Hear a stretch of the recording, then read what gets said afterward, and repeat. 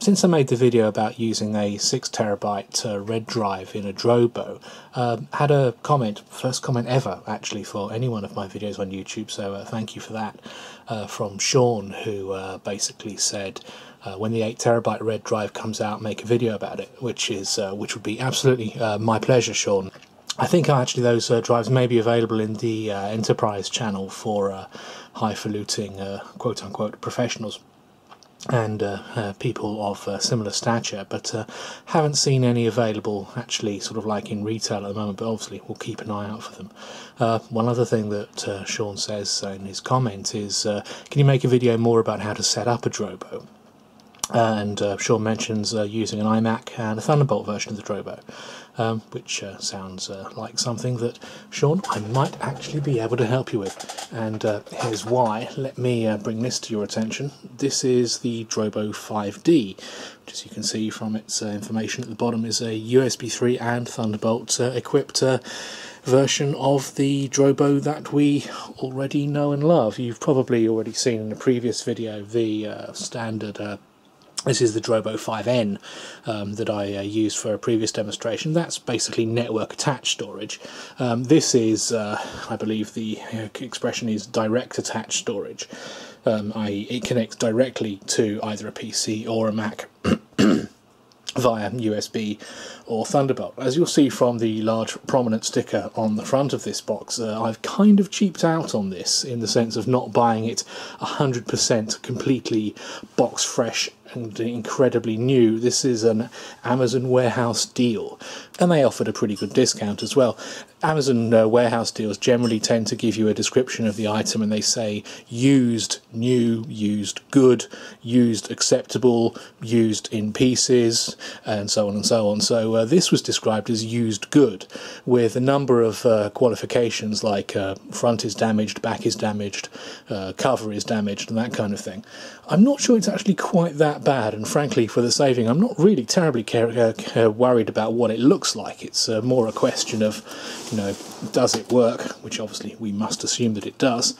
And there we go. Actually, we see those keywords, direct attached storage there, and over on the back, instructions, or at least features and benefits in a great number of languages. So obviously this is actually a used item, but we should be able to expect it to be, generally speaking, in terms of quality, pretty much every bit as good as a new one. So let's get it open. Now, I will be first to admit that I'm not sure if I can do this with one hand, but we'll see how it goes. So, as is customary when unboxing a Drobo, you get all your leads, manuals and cables in a very nice cardboard box on the top. Welcome to the world of open the lid, Drobo.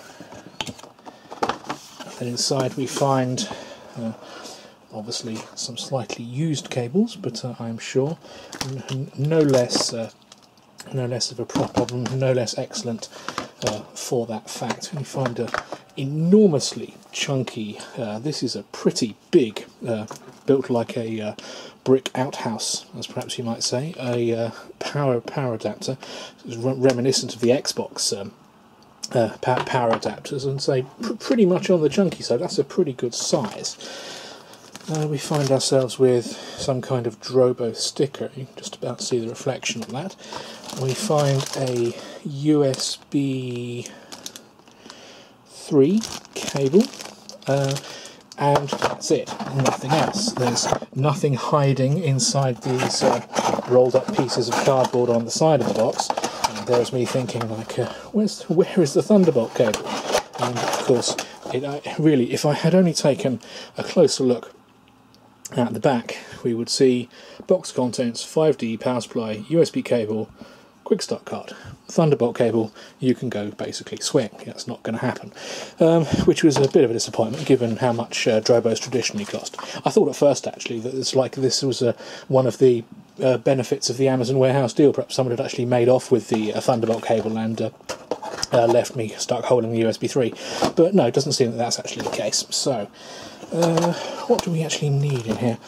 So we will need the power supply. The USB 3 cable, however, I will not entertain, not least because the Mac is not USB 3 compatible, or at least that one isn't.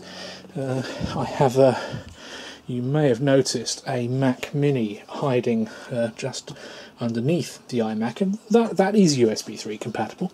But the main iMac on which is obviously the intention for me to connect this item to does not, unfortunately, have USB 3. And with no Thunderbolt cable, you think, well, what am I going to do? But then again, Amazon Prime to the rescue. We have, and again I'm wondering if I can open this with one hand, or there should be in here, a somewhat, again, discounted, I'm slightly cheaping out on this, I must admit, but not a genuine Apple Thunderbolt cable, but a cable hopefully not much less in stature from the good people at Belkin. And I'm already liking, I must admit, the quality of the nice box there. Connect your Thunderbolt devices and docks for blazing fast data transfer speeds. So, actually, I hope while I'm recording this, it suddenly occurs to me that sort of like the light on the front of the camera has come on. So, I'm hoping that this video will still at least be somewhat viewable. I should have really done this earlier in the day when there would have been more natural light, but can't wait. Cannot stop the unboxing. So, back to the box.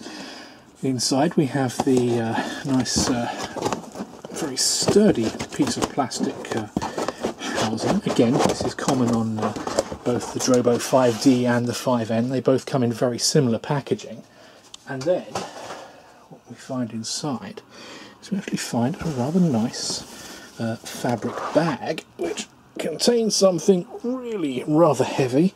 Again, one-handed, so apologies if either my handling or the angle of the camera is not perfect in this respect.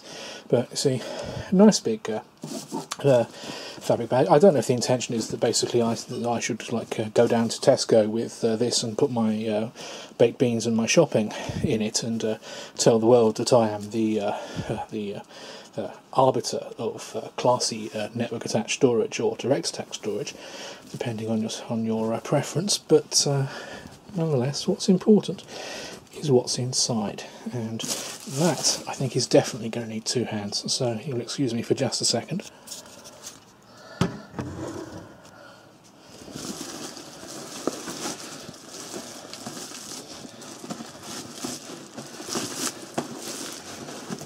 Making somewhat heavy weather of that, I must admit. That's not really the best way to get it out of the bag, but it is at least the cleanest. So,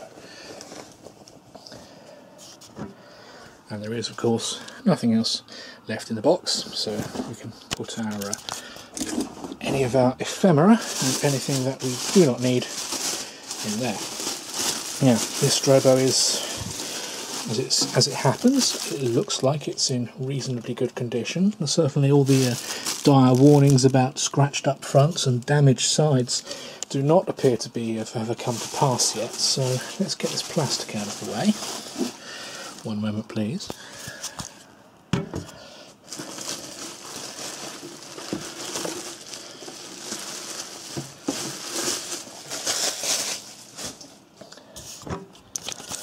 But while we have the Drobo available and showing its underside, that gives me a good opportunity to show this blanking plate here, which actually houses a slot for, let me turn it around for you, an mSATA SSD.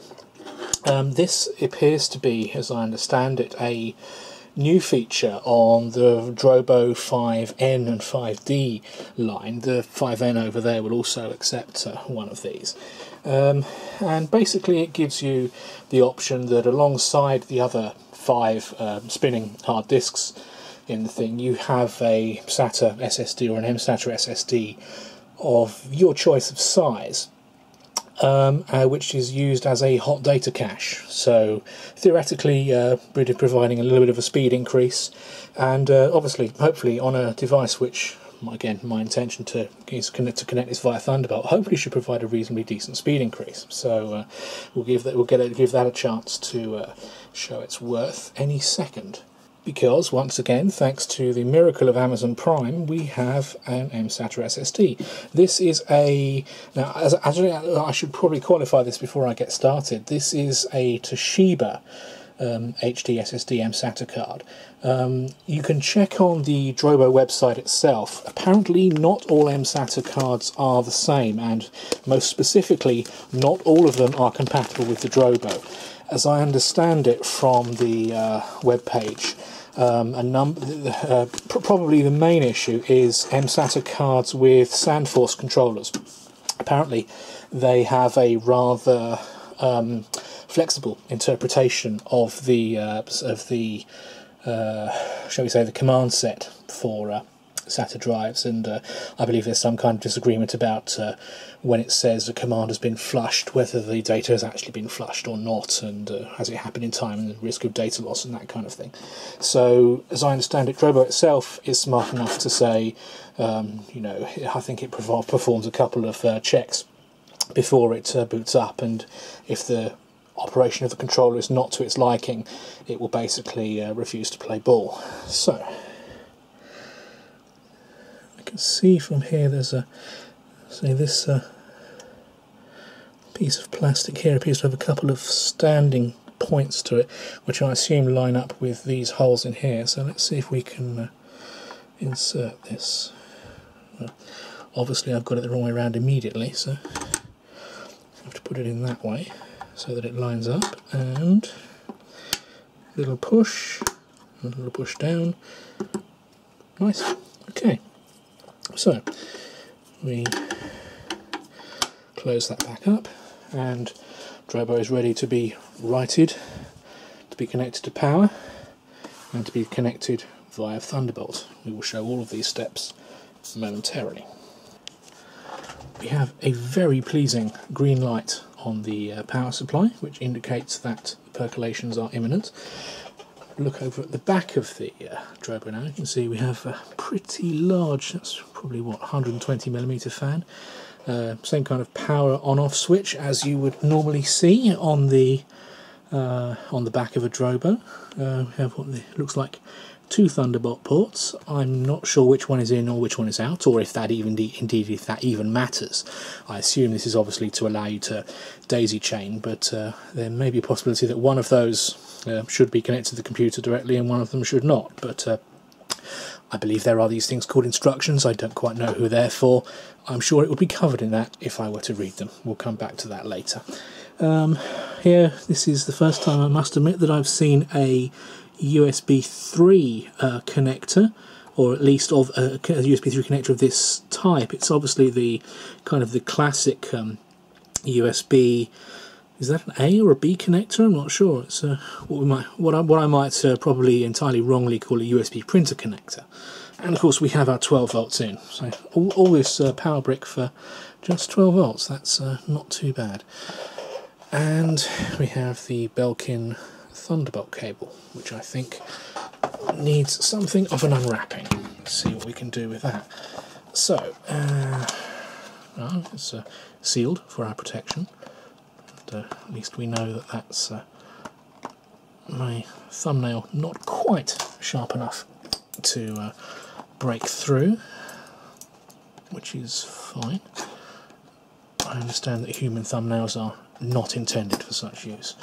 So we open it up here and here, and I love the optimistic sort of like hanging packaging, as if you'd expect to find like hundreds of these hanging up in your local discount computer sales market. Right, Belkin Thunderbolt Express dock. Well, that's very nice, but that's not what this is. So I don't quite know why that is there.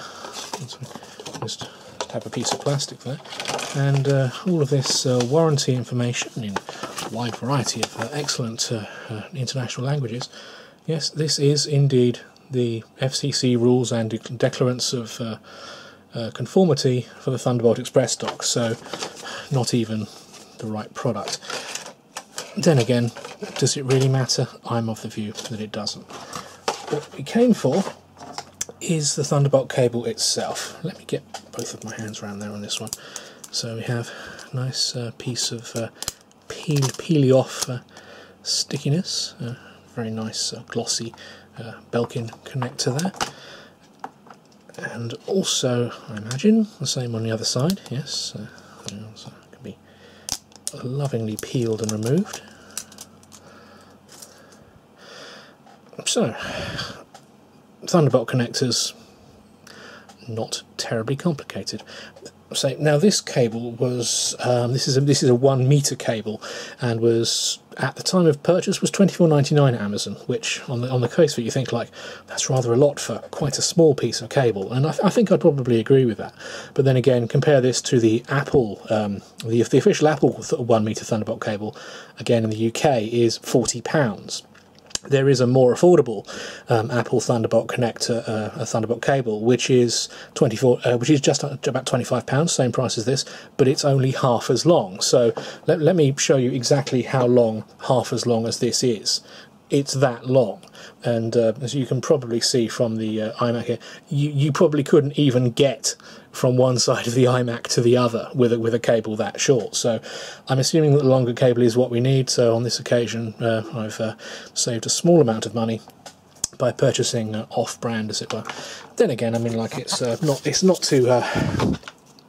too clever to be rude about Belkin. I've never had any problems with their stuff. They used to actually offer a very generous lifetime warranty on the products that they made. I remember taking them up on that on one of the very first generation wireless access points back in the day when 802.11b was all we had, and it provided good service for a good long time, but eventually stopped working. And Belkin, true to their word, they couldn't replace it because the model was long out of date. They didn't make them anymore, but they did send me a new one of whatever the current basic spec was, and fair play to them. That was good. I don't know what Belkin warranties are like these days, certainly not if the Thunderbolt dock instructions are anything to go by, but let's hope for the best with this cable. Now, so we have the Thunderbolt logo on both sides, so I'm going to say eeny meeny miny mo, let's go for the left one. Does it plug in? Yes, it does. It makes a nice satisfying connection sound. And this is the power cable over here, and connected in there. It's flashing its nice light at me. That's very kind of you, but it's actually trying to do something. It's coming on. I was not expecting that. But then again, that's not necessarily a problem. Of course, there's no drives in it, so it ain't going to do anything. But let's get this turned around.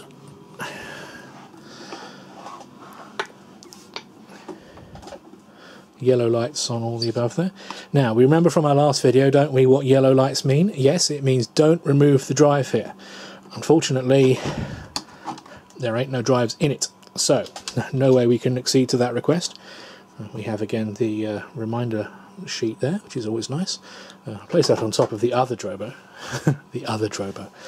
Yeah, this is excess right here. So this end goes in the back of the Mac. Now, if your Mac is anything like mine, you'll probably find it's got plenty of connectors in use already. Whoops, there goes the keyboard. Let's see if I can plug this in without really looking in the right direction. Use my little pinky to feel it, and I think that's orientated that way around. There we go. It's in. So, over on the Mac, let me spin up a better picture of the screen so that you can see what's going on. As you can see, basically not really very much happening, but what we should have is obviously if you just bought this new, you would be downloading Drobo Dashboard and installing it.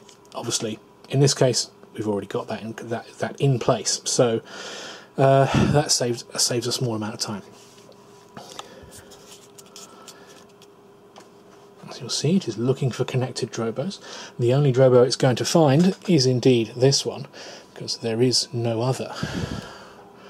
The network Drobo 5N is not connected at the moment, so It's still looking for connected Drobos. Actually, it's a good point to notice here that we have the flashing green light and these series of moving blue LEDs which indicate how far through the startup process the unit actually is. Now this is taking a little while, obviously, but it should take some time, but not an unreasonable one, unless, of course, there's something desperately wrong.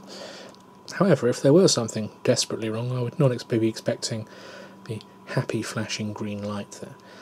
Maybe I need to be patient. Perhaps it's maybe it's formatting the SSD for all I know. Have to be calm and collected and not start immediately thinking, oh, turn the power off, put some drives in or something.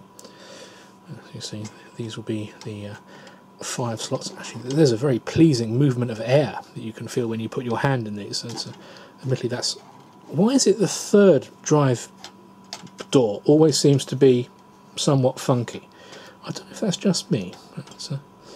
That's been my experience on both this and the 5N.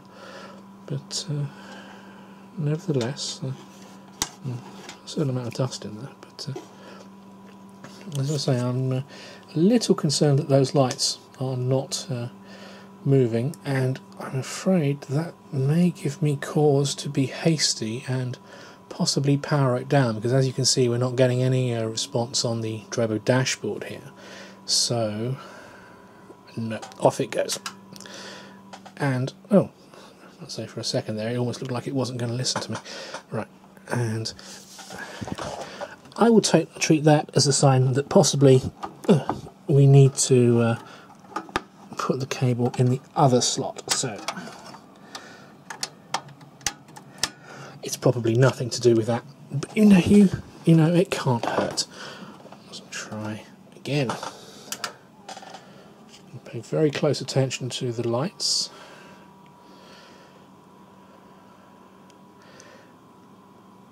Now you're probably all shouting at me thinking, like, you haven't put any drives in, that's why it's not starting. As I understand it, that shouldn't actually be a problem. I could be mistaken in that, but I don't think you actually need drives present for the thing to actually boot up. We'll soon find out if I'm wrong or not, won't we? Okay, we have the very pleasing light show, the Night Rider light show, as you might describe it. Okay, light goes green, and where are the green or the blue spinning lights?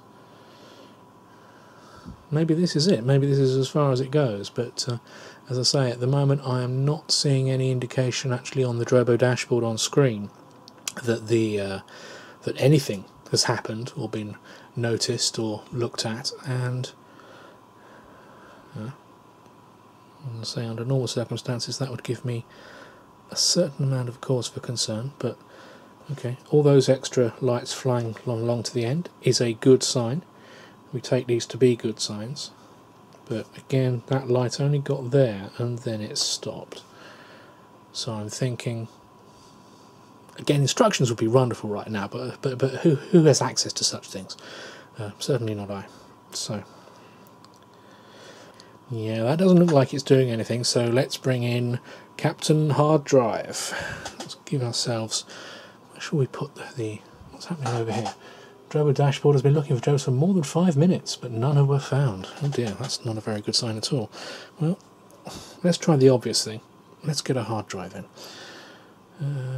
I think I put that in slot number 4. Once again, one-handed is the risk. There we go. Hard drive in place. Lights still flashing. Okay, I can hear it spinning. Now, whether I'm going to need to power this off and power it on again to get anything moving, I do not know. I'll give it a few minutes.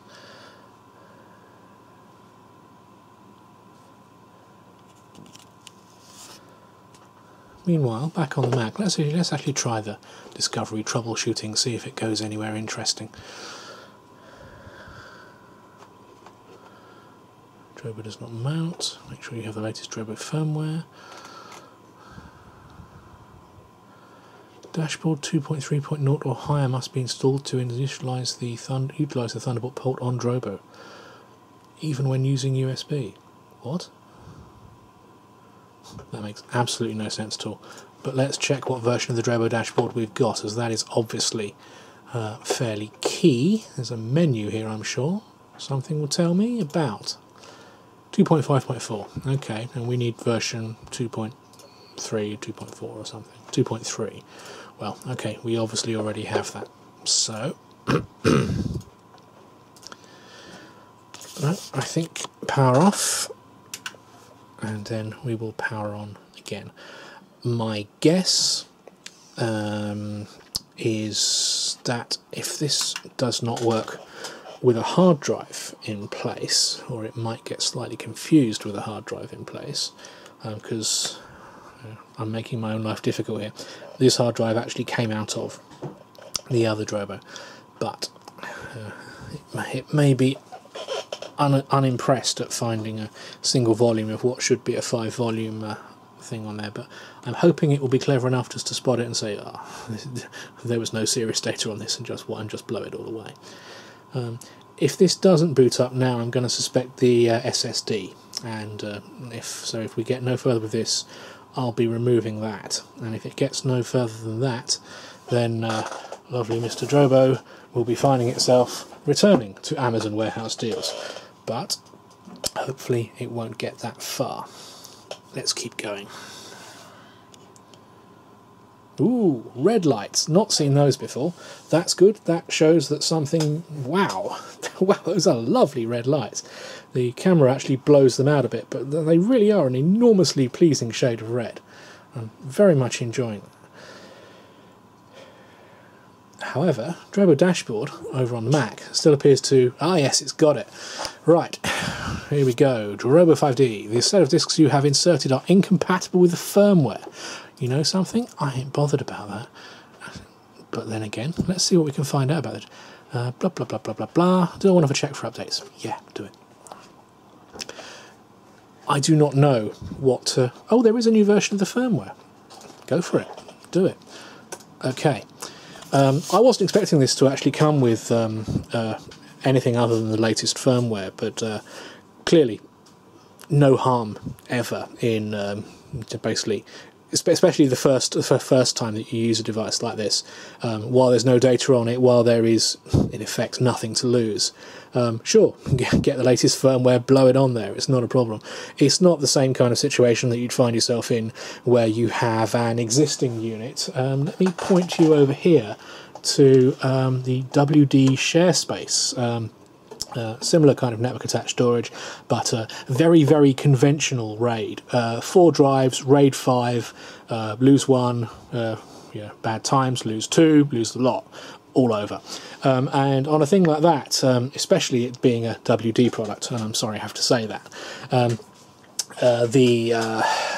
firmware does sometimes come along to fix problems that have been around for altogether much too long, and which are and unfortunately new firmware can often cause bugs which are much too fatal. Basically never good things at all. So if you had a disk array with a whole load of data on that, the idea of like, oh sure, just download some new firmware and just put it on there is a non-zero risk to your data when you do that. So whereas at least here, as I say, brand new device, no data on board, new firmware, you can say yes to that with no problem at all. So you can see over here the latest version of the Drobo's firmware has been successfully downloaded, but it won't take effect until it reboots. Would I like to reboot it? Well, why would I not? Yes. And there it goes. Oh, there was an error message there. I don't see what that was, but we can go back and frame by frame that later. See over here that it's alive. So rebooting by itself. There's always that thing when a piece of equipment turns itself off. You're never quite sure whether you need to actually take the manual action, whether you need to like reach around the back and perform the definitive step of actually turning it back on again, or whether it's going to do it for itself. Clearly, this Drobo has something of the Edgar about it. That's a reference to an early 80s movie called Electric Dreams. That's a joke for the teenagers there. Well, we're enjoying nice range of yellow lights. Again, I apologise that the beautifulness of these lights is really blown out by the camera. They are very pleasing looking lights. There's like good, strong, primary raw colours. They actually do look kind of nice. I am taken very much by the pretty lights, and also it provides me with something to talk about while the thing is booting. Nice solid range of yellow light, red lights again.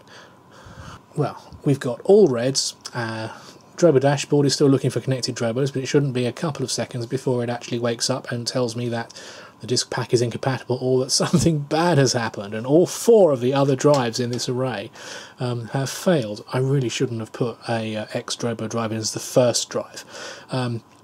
I would not expect it to be a problem if I put in, say for example, a clean drive and then added an X-Drobo drive in as the second one. I say I wouldn't expect that, I've never actually tried it, but I wouldn't have thought it would be too concerned about that. But clearly this Drobo is seeing one drive, which is an X-Drobo drive, so it's assuming that it's lost the other 4. But I'm sure that's something that we can go over here and sort out. So we go to the status. Well, I'm pretty sure there wasn't an update. Health is critical. I've never seen this before. This is very exciting. But yes, we can confirm we've got the latest versions of all the firmware. That's good. Health is critical, as you damn well expect. Hot data cache is off. Well, accelerator not active. Why is that? So I know it's unlocated underneath the Drobo. Oh no, it's happy with that. It's just not activated for some reason. Okay, we'll get around to that. Okay, bay 4 is empty, bay 3 is... oh, bay 3 is in good health. It's a shame the rest of the data is toast. But, unknown disk. How do I just format this? What does Drobo reset do? Should I try it? Is there something else I can do? How do I format this? Volumes. What does reset do? You have chosen to reset the Drobo to erase all data volumes and settings. Hey, that's fine, that's what I want. If you're sure you want to proceed, type erase. E. Do it. Your Drobo space has been reset. Oh, device has been reset. Okay. Oh, it's turned itself off. I wonder if I need to turn it on again. Oh no, wait! It's alive once more. Right, so this is going to come up with our first drive. Again, if you'd set this up brand new for yourself, you wouldn't have just gone through that last 10 minutes or so. But I include it purely as a matter of interest and in the hope that it might be exciting. What I would expect when I see when it starts up, obviously again the nature of Drobo is that it generally prefers, well, it insists on some kind of redundancy across your data. So even though there's only one drive in this, it can't protect against multiple drive failure. But when I've looked at it before, a Drobo with just one drive, I've not seen it flash its blue lights like that before either. Yes, what are you doing? Okay, I'm getting very suspicious here. As I was saying, a Drobo with one drive, generally speaking, will offer you about half of the capacity of that drive, presumably on the basis that it's actually storing 2 copies of your data on the same disk, because that's the best it can offer in terms of data redundancy. That's fair enough. So this is a 3 terabyte drive, so I'm going to when it finally wakes up, we might need to actually specify the volumes and set those up first. I don't know, I've never done this before. I'm doing this for the first time here. May have to set up the volume for the first time, or it may just do it for itself and it will just come up and say, hey, here's your 1.5 terabytes minus the hard disk manufacturer connection, and oh, we have a red light. That's nice. Again, we remember that the red light means add a drive here. It says add a drive here. I might want to put it there, or there, or there. It does not matter. Over on the dashboard we see the Drobo 5D. Show me the capacity. Oh. Remind me. Yes, remind me to format my drives. Yes. Boom. Well, this is a good question. I was debating whether I would use this drive solely for the Mac, or this Drobo, I should say, solely for the Mac, or whether it would be possibly something I would share with the PC. Over the last few days, I actually discovered that my PC is not quite as USB 3 compliant as I thought it would be, which is to say, not at all. So I think this is going to be used exclusively as a Thunderbolt drive, and therefore is going to be primarily accessed, well, wholly accessed from the Mac. So I have no problems in actually saying, okay, an HFS format is what we want. How big would I like the format to the volume to be? This is another part of Drobo life that they refer to as thin provisioning. Your Drobo will tell your Mac, it will say, I'm a 16 terabyte monster chunk of funk. And it doesn't matter. It does not matter that the space is not there, because Drobo knows that you can always stick some more drives in, and at some point in the future it probably will be a 16 terabyte chunk of funk. So in this case, we'll just set it to the max. That's fine. Volume name, volume Drobo. Right, now for complicated reasons I'm going to call this Lacy. There is a reason for that. It's because I'm transplanting a whole load of data from a single non-Drobo external drive, and frankly I'm not going to repoint all the projects and media in Final Cut to look at the new drive from the old one. That's going to take far too long, and I've noticed before that Final Cut can be very adequately banjaxed or fooled just by seeing a volume name which is the same as what it's expecting, so that will do nicely. Press format to prepare format. This format may take up to 5 minutes and require a reboot. Why? Please be patient. Oh, I'm sorry. I apologise for my bout of impatience there. There was me thinking this was a blank drive, or a nearly blank drive, that shouldn't take more than a couple of seconds to do anything with, but there you go. I'm going to make you watch this for the full 5 minutes. You will be patient, won't you? Okay, I'm joking. I'll probably cut ahead, but let's let it roll. Now, obviously, once it's actually... Oh, that's good. That didn't take long at all. There was me expecting to have to give a nice long explanation. Not required. Drobo has successfully formatted your volume. You can now begin to use it for storing files. Thank you. Right, and as we expected, 1.3 terabytes. What it's doing there, it's, as I say, it's storing stuff on or twice across that drive to provide any semblance of data redundancy. It says here, Drobo cannot protect your data against hard drive failures until you provide at least 2 hard drives for single disk redundancy or 3 hard drives for dual disk redundancy. So that effectively is complete end-to-end setup of Drobo. That's how far we've got. I think we can chalk it up as a success. But actually, before I go, I can see over here in the Drobo dashboard that hot data cache is active. This is nice. There's obviously something good about that.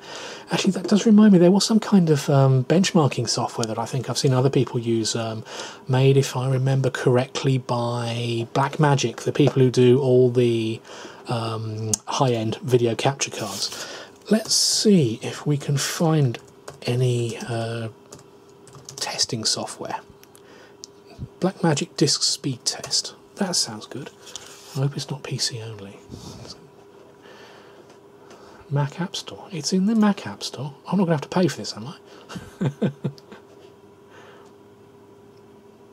It's free. It's free. Fantastic. Hey guys, you're going to get a speed test as well. Da, da, da. Free. Da, da, da, da, da, da. Why is it taking so long? Do it. Install. Download. Oh, there it goes. 22 meg. That wasn't bad. Okay. Let's get this sucker moving. Close the App Store. Here we go.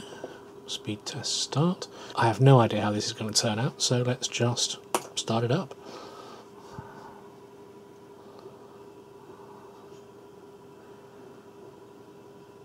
That reminds me, it's probably the fact that it's only got one drive here is actually probably killing it in terms of performance.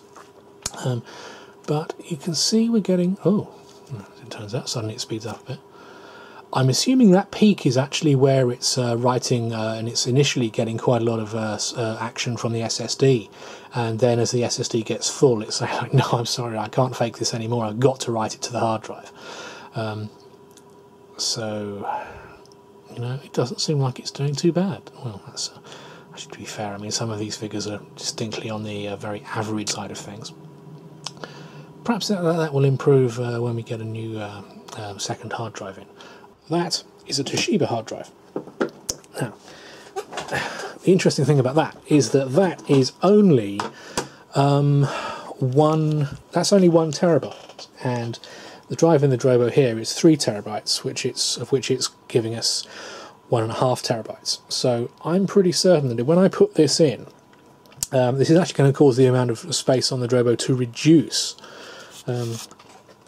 And let's be completely nuts and do this while the disk speed test is taking place. How's that for a stress test? We take the drive. Which way round does it go? It goes in this way. I will put that in there.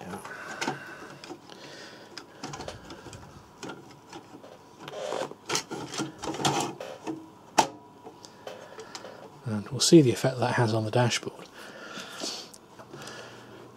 There we go. Drobo is happy. It sees in the centre here 897 gig.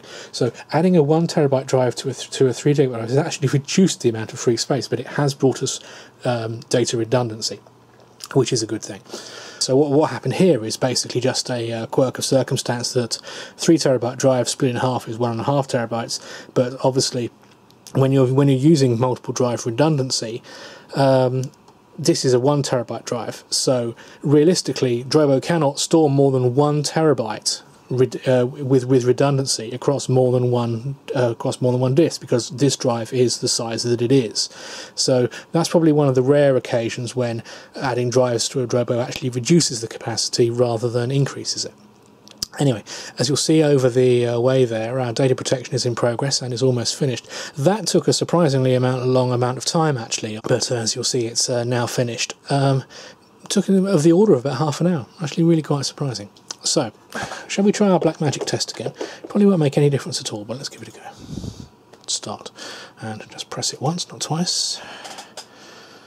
197, 162, 144. That's a nicer speed actually in terms of write. It drops down a bit, but it's sustaining it much more, because obviously having to write in single drive mode, it's trying to write the data twice across a single drive. That's going to be slow. It's always going to be slow because the heads are going to be flying across the disks in both directions, where at least here it's being properly split across both drives, and potentially the SSD is probably kicking in very slightly, and that's giving us a much more consistent read and write speed, or at least is more up to, on the face of it, what I would be expecting from this brand new Thunderbolt technology. I mean, this is the first time I've used Thunderbolt. This is the first Thunderbolt device that I've actually owned, well, apart from the Mac obviously, which is all very nice, but basically a Thunderbolt Mac is not very much use on its own. You need some kind of peripheral to make use of that speed.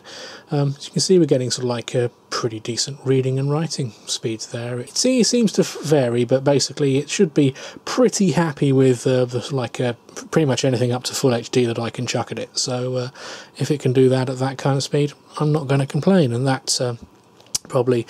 That is the main advantage, I think, of having something attached directly by Thunderbolt rather than network attached over gigabit.